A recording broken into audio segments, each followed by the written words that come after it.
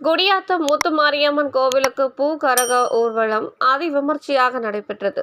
வேலூர் மாவட்டம் குடியாத்தம் நகராட்சி பெரியார் நகரில் அமைந்துள்ள அருள்மிகு முத்துமாரியம்மன் கோவில் திருவிழாவை முன்னிட்டு பூகரக ஊர்வலம் நடைபெற்றது.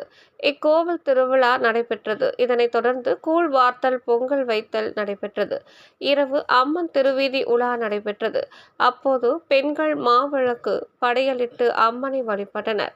முன்னதாக தங்கம் நகரில் அமைந்துள்ள முனீஸ்வரர் கோவிலில் இருந்து பல்வேறு மலர்களால் அலங்கரிக்கப்பட்ட பூகரக ஊர்வலம் நடைபெற்றது. இந்நிலையில் குடியாத்தம் பெரியார் நகரில் உள்ள வட்டார வளர்ச்சி அலுவலர் கார்த்திகேயன் என்பவரின் வீட்டில் ஆண்டுதோறும் நடைபெற்றும் ராட்சச மாலை வழி அனுப்பு நிகழ்ச்சி நடைபெற்றது. அப்போது சிறப்பு பூஜைகள் செய்யப்பட்டு அம்மனுக்கு தீப ஆராதனை நடைபெற்றது.